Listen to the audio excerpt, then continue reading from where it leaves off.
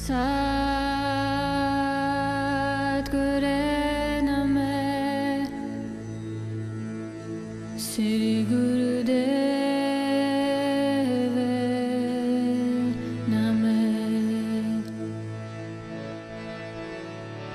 Adguru Name. Hello, everyone. Greetings, friends.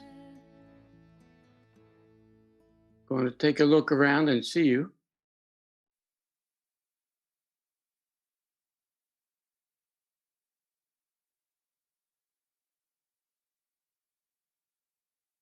I'm speaking from the eastern rim of San Francisco Bay.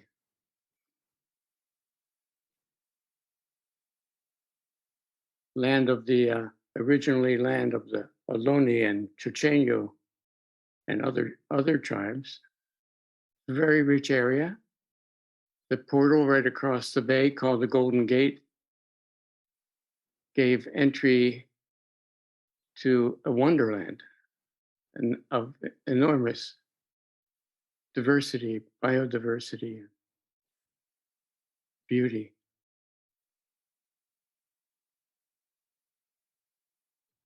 So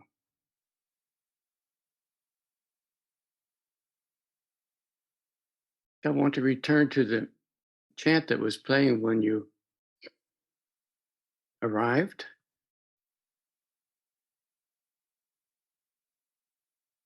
I was wondering about some inspiration for this class, thinking it would be a subject.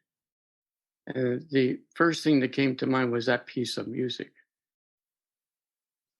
And this is not really a class, so this attunement. And I realized that it struck an inner note for me of devotion. So if anything, that will be our theme. I want to return to that marvelous chant.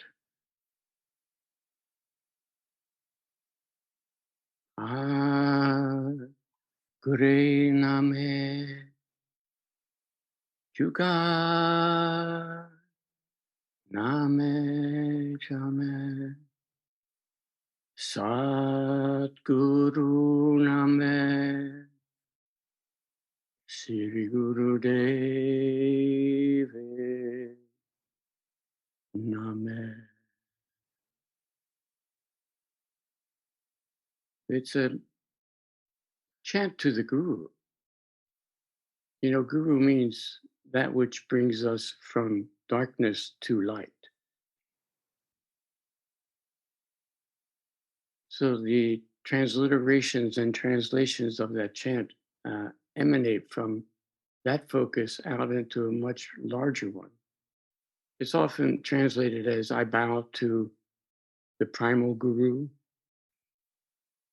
I bow to the Guru of the ages. I bow to the true Guru. I bow to the great divine Guru.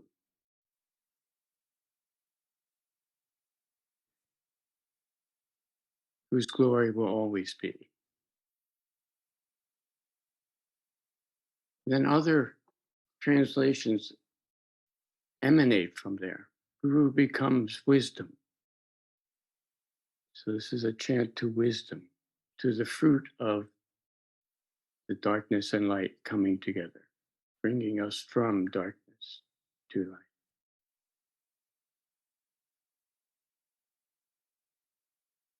And then this really glorious translation I like, to the one who meditates on him, her perfect peace, and all pain and sorrows depart.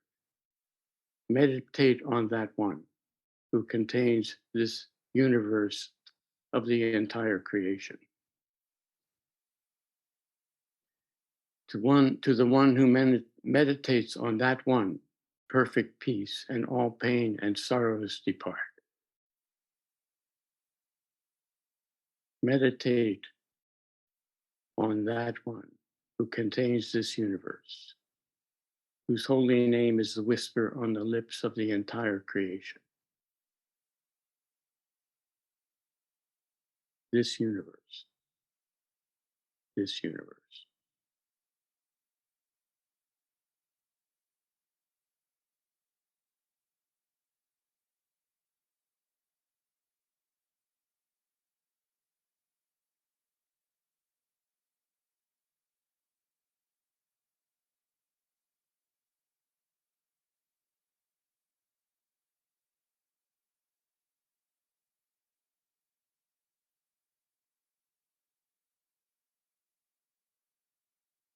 This little story is coming to mind. You know, Pir Vilayat, the Pir Zia's father and son of Hazrat Inayat Khan, and teacher of many of us for many years, used to eschew being a guru. He didn't like people coming up and touching his feet and even standing up when he entered a room.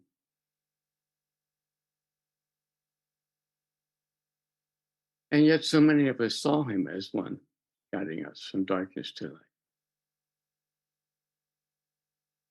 And I thought that devotion is really why he was so clearly, fully, mightily devoted to what he was imparting. That ring of authenticity.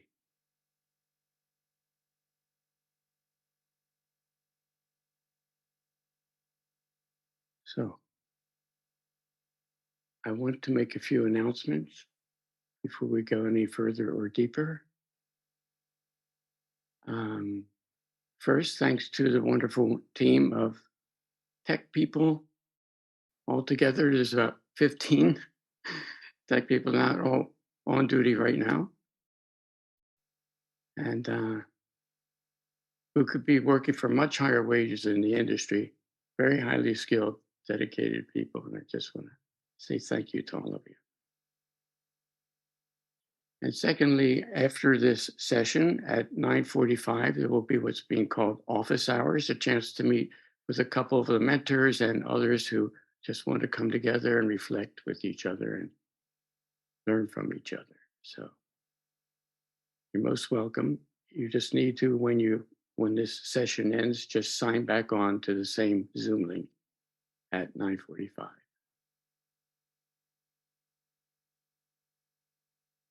So let's just settle into this moment.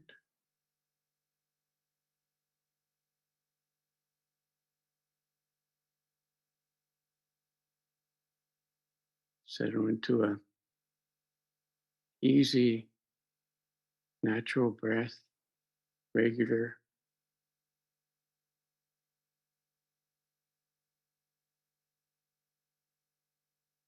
which will then allow you to sense the vibrancy of the body,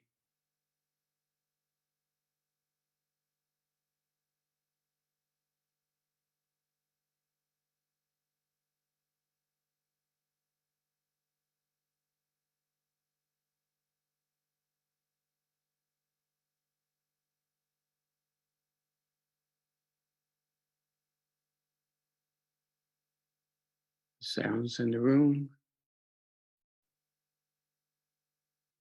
pulsation in your body, all the aliveness of being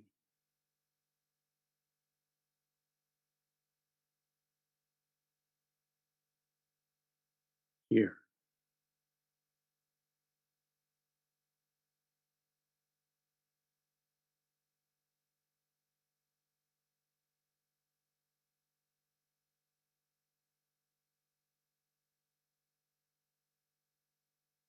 There's nothing like it, especially being here with you in that state.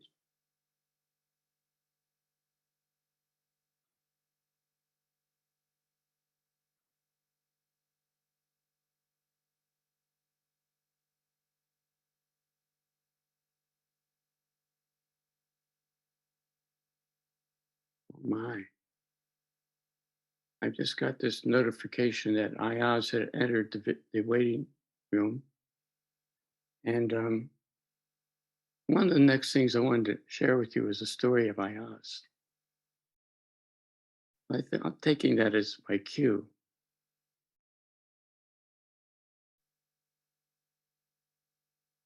This is a story I've returned to many, many times. When I was director of the Berkeley area Interfaith Council, we would have Thanksgiving ceremonies, including people from all different traditions, sharing some prayer or scripture from their tradition. And I would always read this story.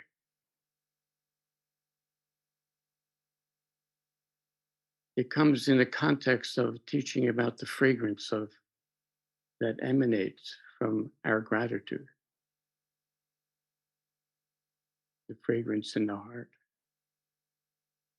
and in the countenance, the gaze, the kind of descriptions that you hear in when love is being described. So I think this is an opportunity to explore what these terms, love, devotion, gratitude, how they resonate in the heart. And I just ask that to the extent that you can do this lightly, just direct your attention to your heart center during this class. Allow the breath to touch it. Enjoy the vibrancy of that center, and also its unique power of holding the whole spectrum of human emotion, and also being a receptacle for the divine light, whatever that means to you.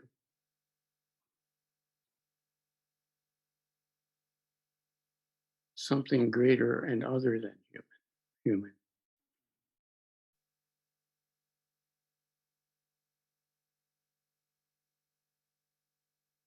Emotion.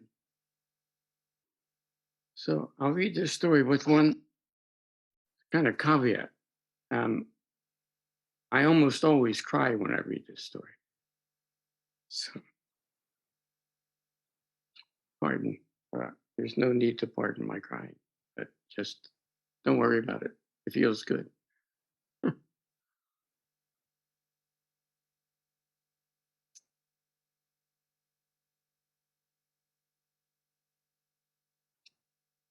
There's a story. This, by the way, is from Hazrat Anaya Khan, who told many tales and stories in his talks.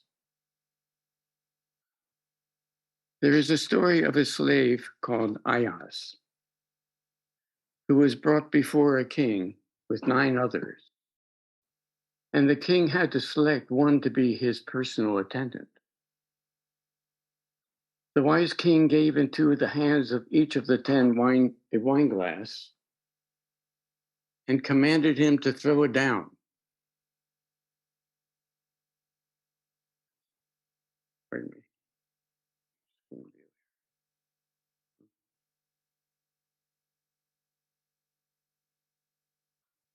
Okay. Then the king asked each one of them, "Why did you do such a thing?" The first 9 answered, "Because your majesty gave me the order." The plain truth, cut and dried. And then came the 10th slave, Ayaz. He said, "Pardon, sire. I am sorry." For he realized that the king already knew it was his command. By replying, "Because you told me, nothing new is said," to the king. This beauty of expression enchanted the king so much that he selected him to be his attendant. It was not long before Ayaz won the trust and confidence of the king, who gave him the charge of his treasury, the treasury in which precious jewels were kept. This made many jealous, this sudden rise from a slave to a treasurer of the king, a position which many envied. No sooner did people know that Ayaz had become a favorite of the king than they began to tell numerous stories about him in order to bring him into disfavor with the king.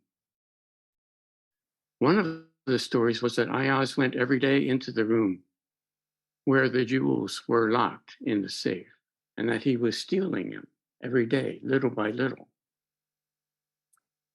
The king answered, "No, I cannot believe such a thing. You have to show me." So they brought the king as Ayaz entered the room and made him stand in a place where there was a hole looking into the room. And the king saw what was going on there. Ayaz entered the room and opened the door of the safe. And what did he take out from it? His old ragged clothes, which he had worn as a slave. He pressed them and kissed them to his eyes and put them on the table. There, incense was burning.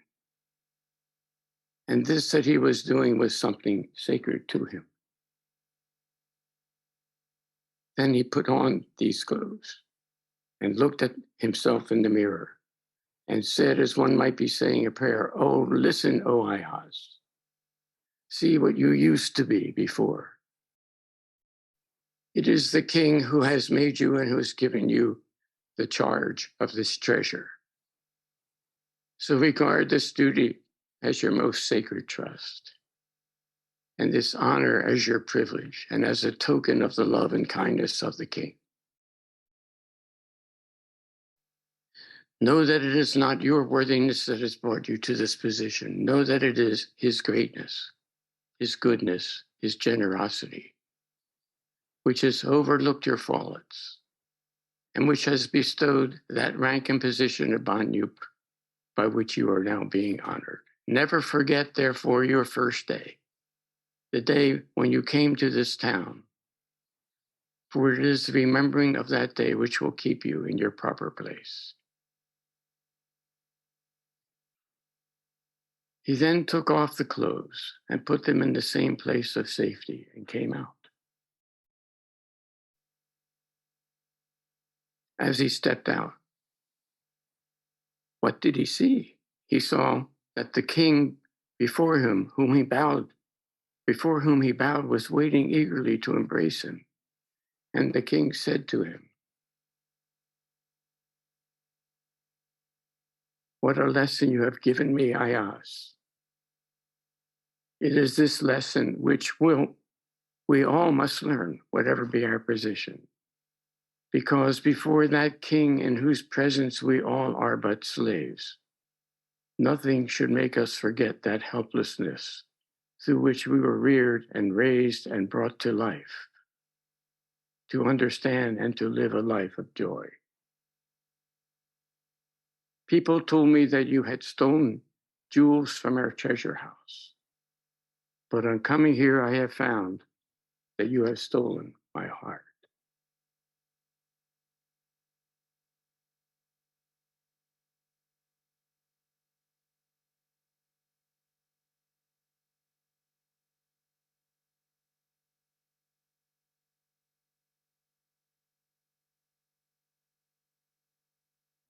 Nothing should make us forget that helplessness through which we were reared and raised and brought to life, to understand and to live a life of joy.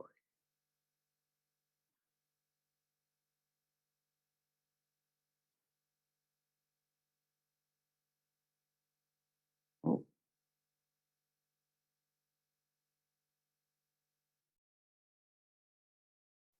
Just let that resonate in your heart.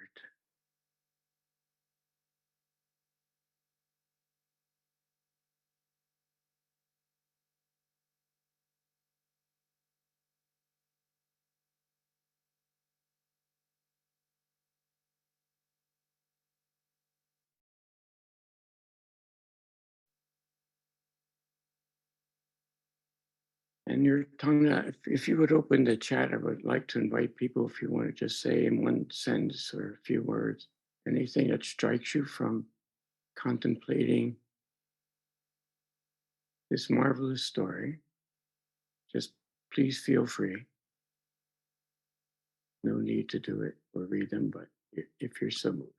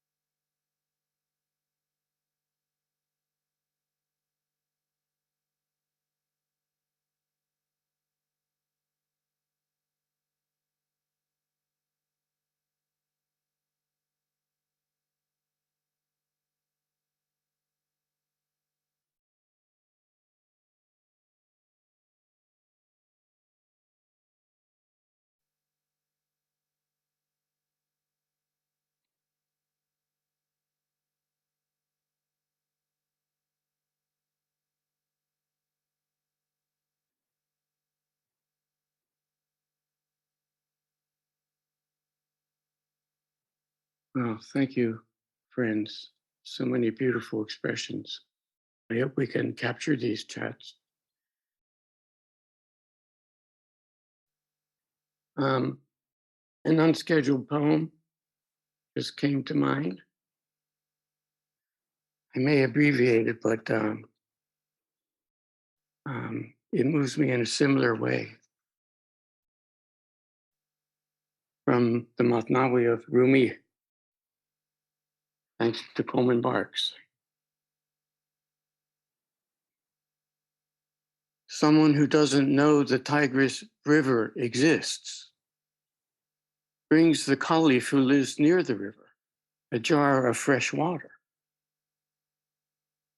The caliph accepts, thanks him, and gives in return a jar filled with gold coins.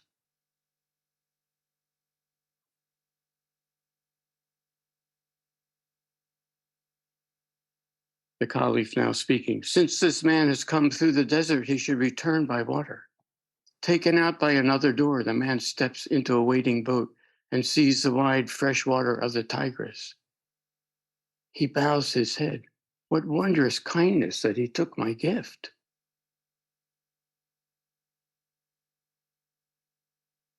Every object and being in the universe is a jar overfilled with wisdom and beauty, a drop of the Tigris that cannot be contained by any skin.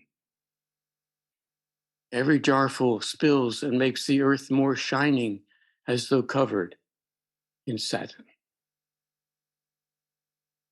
If this man had seen even a tributary of the great river, he wouldn't have brought the innocence of his gift.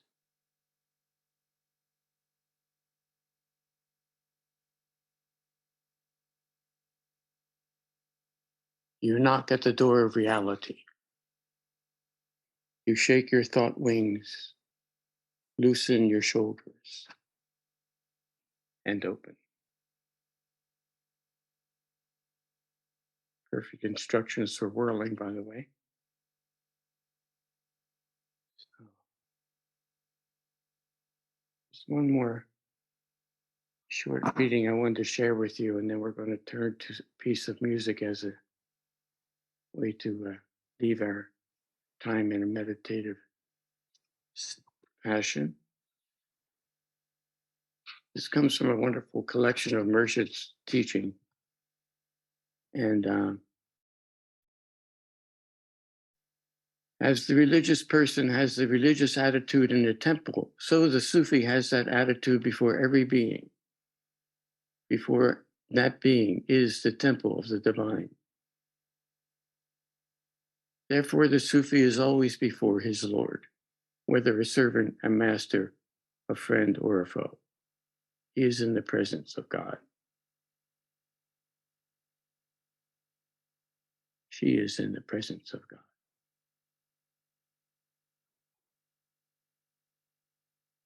Friends, for the one whose God is in the high heavens, there is a vast gulf between that one and God. But for the one for whom God is always before him, is always in God's presence, and there is no end to one's happiness. The idea of the Sufi is that however religious a person is, without love, we are nothing. The same one who has studied thousands of books without love has learned nothing. And love is not a claim of loving. When love is born, one hears its voice louder than the voice of man or woman. Love needs no words. They are too inadequate to express it. In what little love can express itself, it is in what the Persians call the smiling part. May our foreheads smile this day.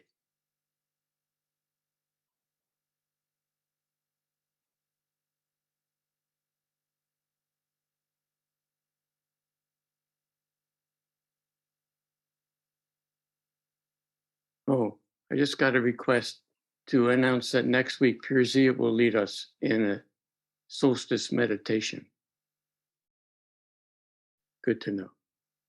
So we'll now turn to the music for our closing meditation. It's been just a delight to be here and to share with you my heart.